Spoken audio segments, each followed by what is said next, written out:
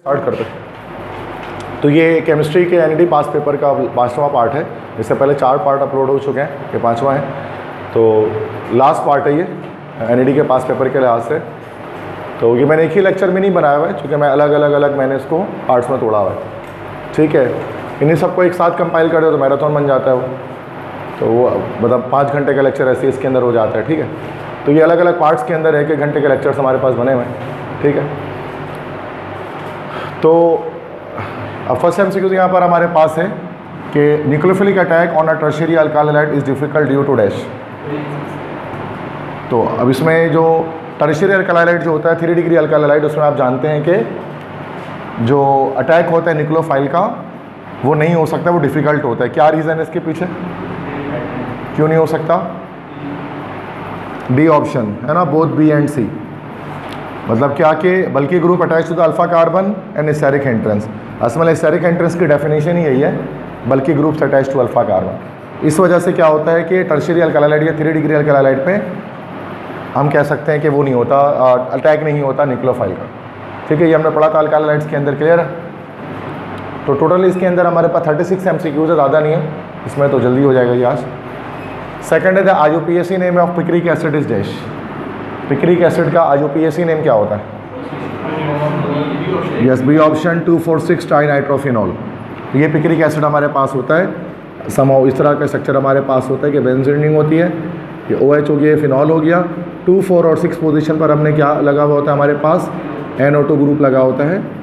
तो this is an explosive called picric acid, है ना भाई। इसी को पिक्रिक एसिड कहते हैं या 2,4,6 ट्राइनाइट्रोफिनॉल कहते हैं। ये पढ़ा है सेकेंड में हमने इसको। नेक्स्ट एमसीक्यू है the type of compound that gives a positive tolerance test. Positive tolerance test इनमें से कौन देगा? गलत जवाब, ए ऑप्शन एल्डिहाइड। देखो भाई, सिंपल सी कहानी है कि जो टॉलरेंस रीजेंट टेस्ट है, जैसे एक हमारा टॉलरेंस टेस्ट हो गया और इसके अलावा फेलिंग सॉल्यूशन टेस्ट हो गया। इन दोनों टेस्ट की बात करें तो जो एल्डिहाइड होता है ये इसका पॉजिटिव टेस्ट देता है, और जो कीटोन होता है वो उसका नेगेटिव टेस्ट देता है। तो टॉलरेंस एंड फेलिंग दोनों के अंदर, टॉलरेंस में क्या होता है, सिल्वर मिरर की फॉर्मेशन होती है, और फेलिंग सॉल्यूशन टेस्ट में रेडिश ब्राउन पीपीटी फॉर्म हो रहा होता है। तो वो दोनों ही एल्डिहाइड पॉजिटिव दे देता है, चाहे टॉलरेंस रीजेंट टेस्ट हो चाहे फेलिंग सॉल्यूशन टेस्ट हो। कीटोन नहीं देता। कीटोन जो पॉजिटिव टेस्ट देता है वो हमारा आयोडोफॉर्म टेस्ट है, वो आयोडोफॉर्म टेस्ट पॉजिटिव देता है कीटोन। सही है, बात समझ में आ गई। तो ये थोड़ा इसको याद रखेंगे, टॉलरेंस टेस्ट पॉजिटिव एल्डिहाइड देता है, और जो एंड प्रोडक्ट होता है वो आप सब जानते हैं क्या होता है, सिल्वर मिरर होता है ना भाई। Next question, absolute alcohol contains the following percentage of water. क्या कह रहे हैं, सही कह रहे हैं, 0%। एब्सोल्यूट अल्कोहल में 0% वाटर होता है। 5% तो हमारे पास जो है वो मिथाइलेटेड स्पिरिट में होता है ना, डीनेचर्ड अल्कोहल जो कहलाता है। ठीक है, इंडस्ट्रियल यूजेज जिसका है। एब्सोल्यूट अल्कोहल में 0% होता है, ये 0.1 कह लो आप, इतना होता है, उससे ज़्यादा नहीं होता। नेक्स्ट है reaction of an alkyl halide with aqueous KOH produces dash. जिस क्या हो जाएगा, अल्केन अल्कोहल होगा। तो क्या कह रहे हैं कि RX लिया, KOH से रिएक्शन करा, अभी अल्कोहलिक है, सॉरी एक्वस मीडियम में है, तो ये क्या हमारे पास हो जाएगा, SN रिएक्शन हो जाएगा, न्यूक्लियोफिलिक सब्स्टिट्यूशन। तो ये प्लस, ये माइनस, ये प्लस, ये माइनस, प्लस वाला माइनस से कनेक्ट होगा, माइनस वाला प्लस से कनेक्ट होगा। तो क्या हमारे पास बनेगा, ROH बनेगा प्लस KX बनेगा। तो ROH is called as alcohol. तो अल्कोहल बना ना ये हमारे पास। अगर यहाँ पर एक्वस की बजाय अल्कोहलिक मीडियम होता तो सूरत में हमारा अल्कीन बन जाता, एलिमिनेशन रिएक्शन हो जाता, जैसे कल हमने देखा था। सही, क्लियर है। नेक्स्ट क्वेश्चन है, elements in the same group of the periodic table have the same number of dash. Valence electron, बिल्कुल सही। एक ही ग्रुप में जितने भी एलिमेंट्स होते हैं उनके वैलेंस इलेक्ट्रॉन सेम रहते हैं, लास्ट सेल के इलेक्ट्रॉन्स की तादाद बराबर रहती है, सेम रहती है, एक ही ग्रुप के। ग्रुप वर्टिकल कॉलम्स हमारे पास होता है ना, कोई पीरियड में जो रॉ होता है वो पीरियड होता है, ग्रुप हमारे पास कॉलम होता है। तो ग्रुप्स के अंदर वैलेंस इलेक्ट्रॉन की तादाद सेम रहती है। जैसे ग्रुप 1 है, ग्रुप 2 है, ग्रुप 3 है, ग्रुप 4 है, तो इसमें 1 इलेक्ट्रॉन, इसमें 2 है, इसमें 3 है, इसमें 4 है, इस तरह से इलेक्ट्रॉन्स आते हैं ना भाई, पता है नहीं आप सबको। Group number tells you about the number of valence electron in, है ना, in an atom. Next the equation this represents dash. ये इक्वेशन किस चीज़ को रिप्रेजेंट करता है? हेसेस लॉ है ये, Hess's law of constant heat summation thermochemistry का, ठीक है। नेक्स्ट क्वेश्चन है रेट ऑफ, ये तो पहले से लगा हुआ है, rate of reaction is independent of dash. तो रेट ऑफ रिएक्शन किस चीज़ पर डिपेंडेंट है भाई? तो रेट ऑफ रिएक्शन किन चीज़ों पर डिपेंड करता है, इसको याद करने का एक सिंपल निमोनिक हमारे पास है। किस तरह से याद कर लेते हैं, जैसे सीटी स्कैन, इस तरह से याद कर लिया है ना भाई। सीटी स्कैन, सीटी स्कैन से मुराद क्या हो गया, सीटी स्कैन की जैसे मशीन हमारे पास होती है, तो C4 हमारे पास हो गया कंसंट्रेशन, T4 हो गया टेम्परेचर, S4 हो गया सरफेस टेंशन नहीं, सरफेस एरिया, S4 हो गया सरफेस एरिया, फिर C4 हो गया हमारे पास कैटलिस्ट, A4 हमारे पास हो गया एक्टिवेशन एनर्जी,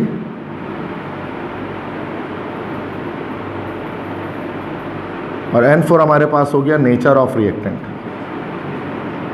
तो ये इस तरह से हमारे पास 1 2 3 4 5 6 1 2 3 4 5 6 हमारे पास अलग अलग फैक्टर्स हैं। तो उनमें से जाहिर सी बात है सरफेस एरिया, कंसंट्रेशन, टेम्परेचर ये हट गया, तो सरफेस टेंशन बच गया। तो ये 7 हैं जो अलग अलग हमारे पास फैक्टर्स हैं जो रेट ऑफ रिएक्शन को अफेक्ट कर रहे होते हैं ना, कम ज़्यादा कर रहे होते हैं। तो ये हमने पढ़ा था केमिकल काइनेटिक्स के अंदर, तो उसका ये ऑप्शन करेक्ट है। नेक्स्ट क्वेश्चन है विच कंपाउंड इज आयोनिक। इसमें से कौन सा आयनिक कंपाउंड हो सकता है? बी ऑप्शन KCl, बिकॉज इसके अंदर हमारे पास एक मेटल मौजूद है, मेटल होने की वजह से ये हमारे पास एक आयनिक कंपाउंड है। क्लियर है? Okay sorry. नेक्स्ट क्वेश्चन हमारे पास है sodium hydroxide is also called dash. Sodium hydroxide क्या होता है? बिल्कुल सही कहा, कॉस्टिक सोडा। कल बताया था सोडा सोडियम कार्बोनेट होता है, बेकिंग सोडा हमारा सोडियम बाइकार्बोनेट होता है। ठीक है, सही है, तो आसान से MCQ सही है। नेक्स्ट देखें, exclusive mixture of aluminium nitrate and aluminium powder is known as dash. Yes, इसका आंसर हो गया ammonal, B option. Old book का सवाल है ये। एल्यूमिनियम नाइट्रेट और एल्यूमिनियम पाउडर का मिक्सचर है, एक्सक्लूसिव मिक्सचर होता है, धमाके खिज मवाद के तौर पर इस्तेमाल करते हैं, उसको अमूनल कहते हैं। ठीक है बेटा। नेक्स्ट क्वेश्चन है aldehyde and ketone are generally obtained by catalytic oxidation of dash. Aldehyde और कीटोन किसकी कैटालिटिक ऑक्सीडेशन से बनता है? Alkane, alcohol, carboxylic acid ester. Yes, alcohol हो जाएगा ना भाई, अल्कोहल हो जाएगा, चूँकि आपको पता है एल्डिहाइड कीटोन कोई भी हमारे पास कार्बोनाइल कंपाउंड है। ठीक है, बल्कि अल्कोहल कोई भी अल्कोहल अगर हम ले लेते हैं, कोई भी अल्कोहल अगर हम लेते हैं वॉट एवर, जैसे कि अगर हम फॉर्मेल ये ले लेते हैं, ठीक है, अगर हम मिथानॉल लेते हैं, मिथाइल अल्कोहल, इसकी जब ऑक्सीडेशन करेंगे तो ये हमारे पास क्या होगा, यहाँ से वाटर रिमूव हो जाएगा और एल्डिहाइड बन जाएगा। कीटोन लेने के लिए क्या करेंगे हम लोग, इसके अंदर सेकेंडरी अल्कोहल ले लेंगे, जैसे कि हमने यहाँ पर ले लिया आइसोप्रोपाइल अल्कोहल, ये हमने ले लिया आइसोप्रोपाइल अल्कोहल।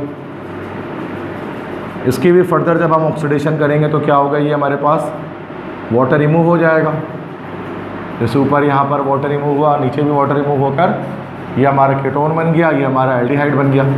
ठीक है, तो मतलब कि अल्कोहल्स जो होंगे उनकी ऑक्सीडेशन से, कैटालिटिक ऑक्सीडेशन से, बिकॉज कैटालिस्ट यूज़ करेंगे पोटेशियम पर मैग्नेट, पोटेशियम डाइक्रोमेट एसिडिफाइड, तो वो एक कैटालिटिक ऑक्सीडेशन हो जाएगी, जिसके नतीजे में हमें अगर 1 डिग्री अल्कोहल लेंगे तो एल्डिहाइड मिलेगा, और 2 डिग्री अल्कोहल लेंगे उसकी कैटालिटिक ऑक्सीडेशन करेंगे तो कीटोन मिलेगा।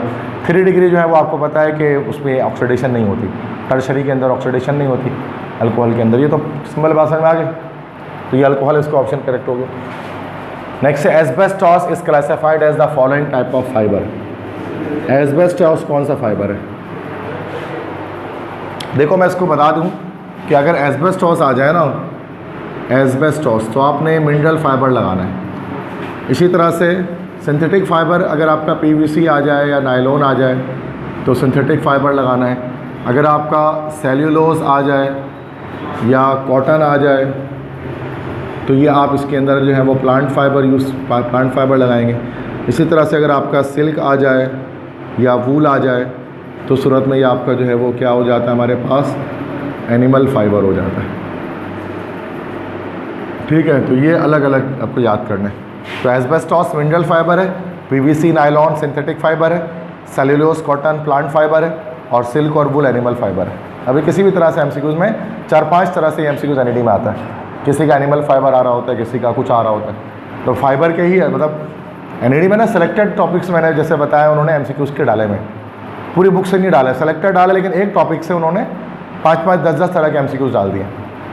मतलब उन्होंने शायद AI टूल के थ्रू जनरेट किया MCQs कि टॉपिक डाल दिया भाई कि भाई फाइबर के ऊपर जो है वो आप 10 MCQs डाल दो, तो वो 10 MCQs ऑटोमेटिकली बन गया। तो अलग अलग अंदाज से 10 MCQs बन गया। मतलब उन्होंने बुक को फॉलो नहीं किया है, उन्होंने बस एक AI टूल को बोला है कि भाई इससे 10 MCQs बना दो। अब वो कुछ बुक से बन जा रहा है, कुछ इंटरनेट से आ जा रहे, आउट ऑफ द बुक हो रहा है, इस वजह से ये मसला रहता है। मतलब वो बुक से फॉलो करके नहीं बना रहे, उन्होंने AI टूल को क्या किया, कमांड दे दिया है, जिसके नतीजे में MCQs बन के आ गया सामने। अब वो चीज़ है कि वो जाहिर सी बात है वो बुक थोड़ी ना फॉलो करेगा। अगर आप AI को बोलेंगे, टूल को बोलेंगे, मान लें ChatGPT को बोलेंगे कि आप सिन टेक्स्ट बुक बोर्ड से 10 MCQs निकाल दें चैप्टर 1 का, तो वो नहीं निकाल सकता, क्योंकि उसके पास सिन टेक्स्ट बुक बोर्ड का डेटा है ही नहीं। आप बोलोगे सर नेट में तो वेबसाइट पर पड़ा हुआ है, लेकिन इतना नहीं ढूंढता है ChatGPT। वो बेसिक बड़े बड़े जो है ना, वो जो सोर्स ऑफ नॉलेज है ना, उनसे आंसर दे देता है। मतलब आप बोलोगे ना कि मेरी किताब है अब, तो उसमें सिन टेक्स्ट बुक बोर्ड की फलाना किताब से निकाल दो, तो वो नहीं निकालेगा, उसको पता ही नहीं वो किताब कोई है। ऐसे दुनिया में लाखों करोड़ों किताबें, आप सब करोड़ों ना डेटा उसके अंदर मौजूद। बात समझ में आ रही है? हाँ बोलेगा, लेकिन होगा नहीं किताब से। बहुत सारे आउट दे रहा होगा। आप कभी बोलो ना सिंध बोर्ड से MCQs दो, वो बहुत सारे ऐसे MCQ दे देगा जो आपके सिंध बोर्ड में होगा ही नहीं। ऐसे ही ना भाई, तो वो फ़ायदा नहीं होता, क्योंकि वो इतना ज़्यादा भी वो ट्रेंड नहीं है ना, तो इसलिए इस तरह के MCQs आ जाते हैं। वरना एस्बेस्टॉस के MCQs हमारे बुक में कहीं है ही नहीं, ना फर्स्ट ईयर में कभी था, ना सेकंड ईयर में था। ये सब फाइबर का है। फाइबर में PVC नायलॉन, बस इसके नाम पे यही पड़ा, और कुछ भी नहीं है फाइबर में हमारा। नेक्स्ट है फैट्स एंड ऑयल, मतलब triglycerides contain which functional group. Fat और ऑयल में कौन सा फंक्शनल ग्रुप एग्जिस्ट करता है? नहीं पता? गलत जवाब, बी एस्टर। एस्टर, चूँकि फैट और ऑयल एस्टर होता है ना, आपको पता है कि जब हमारे पास कोई फैटी एसिड होता है जो कार्बोक्सिलिक एसिड है, फैटी एसिड जब हमारे पास ग्लिसरॉल से रिएक्शन करता है, ग्लिसरॉल से, तभी हमारे पास फैट और ऑयल बनता है ना भाई। तो ये फैटी एसिड क्या हमारे पास है? फैटी एसिड हमारे पास है कार्बोक्सिलिक एसिड है, और ग्लिसरॉल क्या है? एक तरह का अल्कोहल हमारे पास है।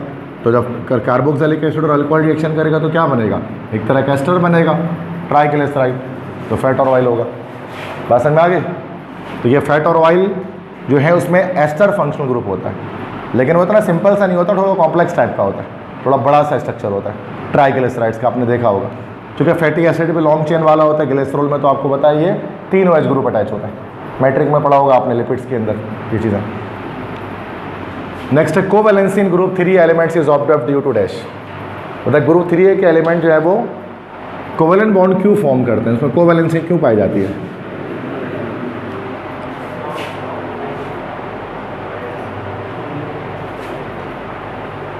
हाँ जी, इसका आंसर है D option, all of this. चूँकि हाई चार्ज डेंसिटी भी होती है उनकी हाई आयोनाइजेशन एनर्जी भी होती है, और साथ में उनका स्मॉल एटॉमिक रेडियस भी होता है। ये तीनों ही फैक्टर्स की वजह से क्या होता है, एक का जो एलिमेंट्स होते हैं वो कोवैलेंट बॉन्ड की फॉर्मेशन हमारे पास कर रहे होते हैं, वो कोवैलेंटली बॉन्डिंग कर रहे होते हैं। सही है, तो ऑल ऑफ दिस हो जाएगा उसका, अगर ये तीनों ऑप्शन के साथ है तो। नेक्स्ट क्वेश्चन है H2S is a good dash. H2S एक अच्छा क्या है? हाँ, यस, रिड्यूसिंग एजेंट है। देखो, अगर हम बात करते हैं कि ऑक्सीडाइजिंग एजेंट की बात करें ना, अगर हम मिसाल के तौर पे बात करते हैं कि ऑक्सीडाइजिंग एजेंट्स हमारे पास कौन कौन से हैं, ऑक्सीडाइजिंग एजेंट हमारे पास कौन कौन से हैं भाई? एक हमारे पास सल्फ्यूरिक एसिड है, एक हमारे पास नाइट्रिक एसिड है, एक हमारे पास जो है वो पोटेशियम परमैंगनेट है, एक हमारे पास पोटेशियम क्रोमेट है, एक हमारे पास पोटेशियम डाइक्रोमेट है, एक हमारे पास PCC है, पायरिडीनियम क्लोरोक्रोमेट जिसको हम कहते हैं। इसी तरह से जितने भी हमारे पास हैलोजेंस होते हैं, ये सब के सब हमारे पास ऑक्सीडाइजिंग एजेंट होते हैं। ये 1 2 3 4 5 6 7 और मतलब ऑक्सीडाइजिंग एजेंट। और अगर हम बात करते हैं रिड्यूसिंग एजेंट की बात करते हैं, मतलब सारे अगर एक साथ एक जगह जमा कर लें, तो रिड्यूसिंग एजेंट हमारे पास सारे कौन से होंगे भाई? सबसे पहले तो हमारे पास जो मेटल होते हैं, जितने भी मेटल्स हैं सारे के सारे रिड्यूसिंग एजेंट हैं। H2S एक रिड्यूसिंग एजेंट होता है। इसी तरह से LiAlH4 ये एक रिड्यूसिंग एजेंट है। इसी तरह से NaBH4 सोडियम बोरोन हाइड्राइड ये हमारे पास रिड्यूसिंग एजेंट्स होते हैं, ठीक है। तो ये हमारे पास कुछ फेमस ऑक्सीडाइजिंग एजेंट हैं, ये कुछ फेमस रिड्यूसिंग एजेंट्स हैं। तो एनएडी में इस तरह के ना मल्टीपल क्वेश्चंस हमारे पास आए हुए हैं, तो हमें एक लिस्ट में अगर हम इसको याद कर लें तो ये हमारे लिए आसानी का बाइस बनेगा, है ना भाई, कि ऑक्सीडाइजिंग कौन से हैं, रिड्यूसिंग कौन से हैं, तो ये हमारे लिए आसानी हो जाएगी। तो चूँकि H2S पूछा जा रहा है हाइड्रोजन सल्फाइड, तो ये हमारा रिड्यूसिंग एजेंट है। बाकी sulphuric acid, nitric acid, potassium permanganate, potassium chromate, potassium dichromate, pyridinium chlorochromate, जितने भी हैलोजेंस हैं, fluorine, chlorine, bromine, iodine, astatine, ये सारे ऑक्सीडाइजिंग एजेंट हैं। रिड्यूसिंग एजेंट में सारे मेटल्स हैं, जैसे लिथियम, सोडियम, पोटेशियम, मैग्नीशियम, या हाइड्रोजन सल्फाइड हमारा है LiAlH4 NaBH4, ये हमारे पास सारे रिड्यूसिंग एजेंट्स हैं। तो ये कुछ भी एनएडी में इस तरह से ना 10 सवाल है इस तरह के हैं ऑक्सीडाइजिंग रिड्यूसिंग के, तो वो हमें पता होना चाहिए। तो वो सब मैंने एक जगह कंपाइल कर दिया, ये सारे हैं, क्लियर है। तो ये MCQ समझ में आ गई। MCQ नंबर हमारा जो है वो 16 था, 16वां MCQ। अगर आसान था ये तो आसान ने सही बताया। Next, non metallic compound are generally form by elements of the following group. कौन सा ग्रुप नॉन मेटेलिक कंपाउंड की फॉर्मेशन करेगा, मतलब किस ग्रुप में नॉन मेटल होता है सिर्फ? बिल्कुल सही जवाब 4A ग्रुप में, जो कार्बन, सिलिकॉन, जर्मेनियम, टिन। एक मिनट, मतलब कर देखो 1A ग्रुप में तो ऑल मेटल, 1A ग्रुप में सारे के सारे मेटल हैं, 2A ग्रुप में भी सारे के सारे मेटल हैं, और 4A ग्रुप में भी सारे के सारे हमारे पास मेटल होंगे। जो 4B है ना, ये तो वैसे भी ट्रांजिशन मेटल्स हैं। लेकिन 4A जो ग्रुप होता है उसमें कार्बन हमारे पास एक नॉन मेटल होता है। तो कार्बन हमारे पास बहुत सारे नॉन मेटल कंपाउंड जैसे कार्बन डाइऑक्साइड वगैरह की फॉर्मेशन कर सकता है। That's why C option correct हो गया, ठीक है बेटा। नेक्स्ट MCQs बताइए, the end product form when aldehyde react with Tollens reagent. Silver mirror बनेगा, बिल्कुल सही, बी ऑप्शन, ठीक है। नेक्स्ट क्वेश्चन है, the hybridisation of carbon atom in carbonyl group is dash. बहुत आसान, वेरी गुड, sp2। ये सब तो आपको याद है, रट्टा लग गया, ठीक है, sp2। नेक्स्ट क्वेश्चन है, विच acid is present in lemon? Citric acid, बिल्कुल सही। ये तो आसान आ रहे हैं, ठीक है। नेक्स्ट है, the temperature at which solid, liquid and gas phases of a substance coexist in equilibrium is called dash. बिल्कुल सही कहा आपने, ट्रिपल पॉइंट। ट्रिपल पॉइंट एक ऐसा टेम्परेचर होता है जिस पर कोई भी सब्सटेंस, सॉलिड, लिक्विड, गैस तीनों ही स्टेट में एग्जिस्ट करता है। नेक्स्ट क्वेश्चन देखिए, the chemical name of the compound with formula this is dash. C2H4O2, ये किसका फार्मूला है इन सब में से? किसका है या साबिर? एसिटिक एसिड देख लेते हैं, एसिटिक एसिड का है कि नहीं। एसिटिक एसिड होता है CH3COOH। तो ये कार्बन 2 हो गया, हाइड्रोजन हमारे पास 4 हो गया, ऑक्सीजन कितना हो गया? 2 हो गया, बिल्कुल सही, एसिटिक एसिड, विनीगर या सिरका जिसको हम कहते हैं। नेक्स्ट क्वेश्चन है, if the frequency of collisions and the number of reacting molecules increases the rate of reaction will be dash. Yes, increase होगा ना भाई, चूँकि कोलिजन थ्योरी के तो जब जो है वो रिएक्टेंट के मॉलिक्यूल्स के कोलिजन में इजाफा होता है तो रेट ऑफ रिएक्शन बढ़ता है, इफेक्टिव कोलिजन्स बढ़ते हैं, दैट्स वाई। नेक्स्ट है, the minimum energy that colliding particle must possess for a reaction to occur effectively is called dash. बहुत आसान, मतलब मिनिमम अमाउंट ऑफ एनर्जी जो किसी रिएक्शन को स्टार्ट करने के लिए चाहिए। यस शामिर, क्या कहा आपने? एक्टिवेशन एनर्जी, सही है, गुड। नेक्स्ट MCQs हमारे पास है, in a reversible reaction Kc represents dash. Yes, क्या? बिल्कुल सही, equilibrium constant, A option, Kc equilibrium constant होता है। नेक्स्ट क्वेश्चन है, which of the following statement is true for aldehyde and ketone. Aldehyde और कीटोन के बारे में कौन से स्टेटमेंट सही है?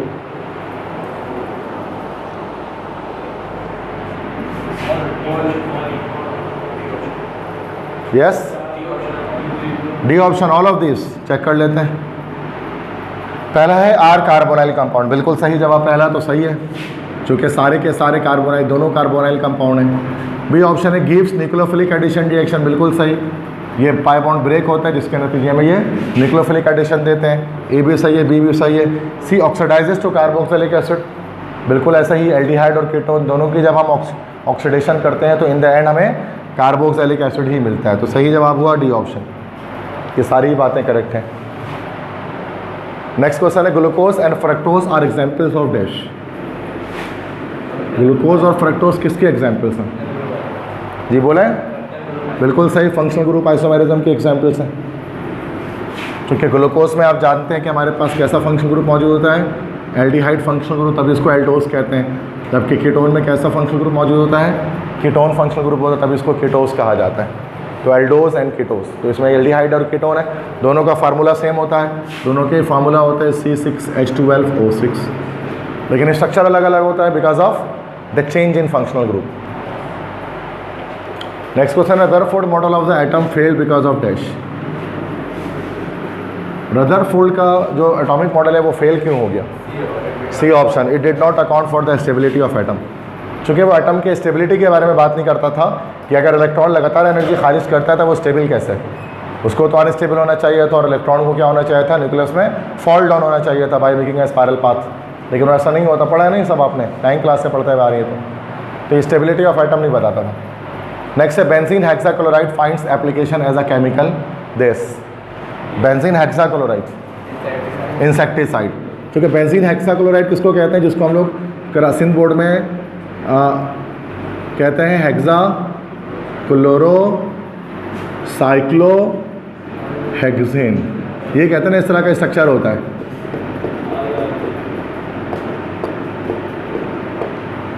इस तरह का स्ट्रक्चर होता है, ठीक है।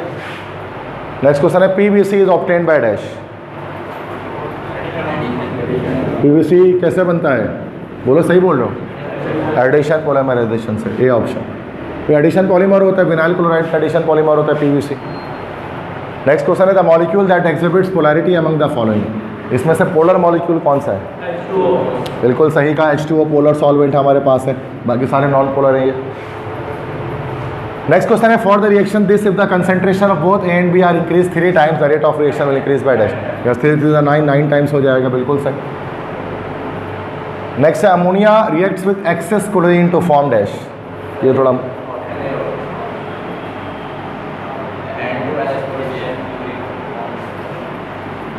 ये तो out of the book MCQs है, पक्की बात है।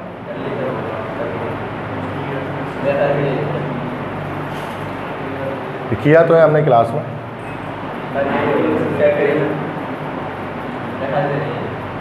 N2 + NH4Cl,